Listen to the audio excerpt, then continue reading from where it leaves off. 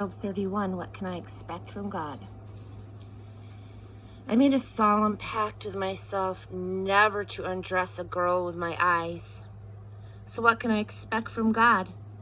What do I deserve from God Almighty above? Isn't calamity reserved for the wicked? Isn't disaster supposed to strike those who do wrong? Isn't God looking and observing how I live? Doesn't he mark every step that I take? Have I walked hand in hand with falsehood or hung out in the company of deceit? Weigh me on the set of honest scales so God has proof of my integrity.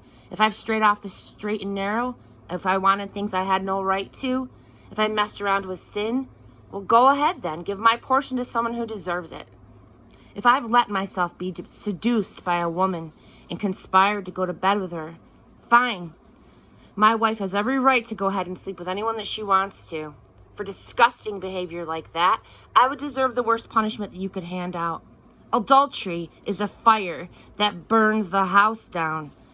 I wouldn't expect anything I count dear to survive it.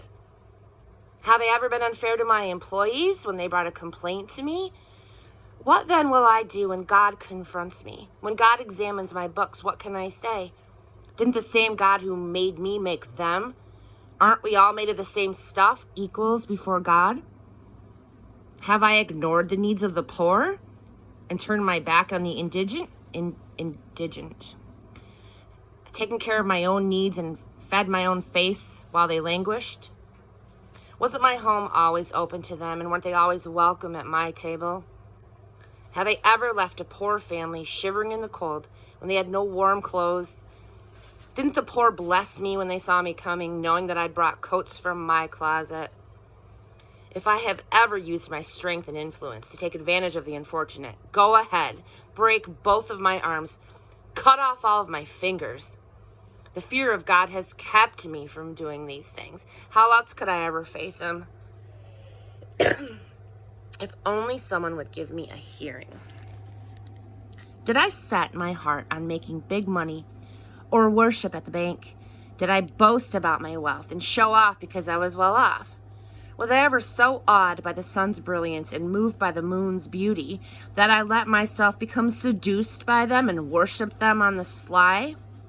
If so, I would deserve the worst of punishments, for I'd be betraying God himself. Did I ever crow over my enemy's ruin or gloat over my rival's bad luck? No.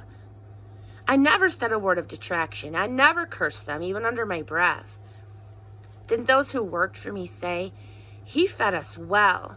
There were always second helpings, and no stranger ever had to spend a night on the street. My doors were always open to travelers.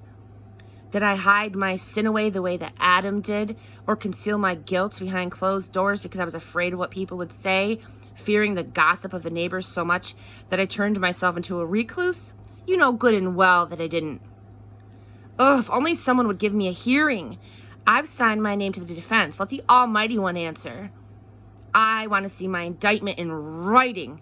Anyone's welcome to read my defense. I'll write it on a poster and carry it around town. I am prepared to account for every move that I have ever made to anyone and everyone, prince or pauper. If the very ground that I farm accuses me, if even the furrows filled with tears for my abuse, if I've ever raped the earth for my own profit or dispossessed its rightful owners, then curse it with thistles instead of wheat. Curse it with weeds instead of barley. The words of Job to his 3 friends were finished.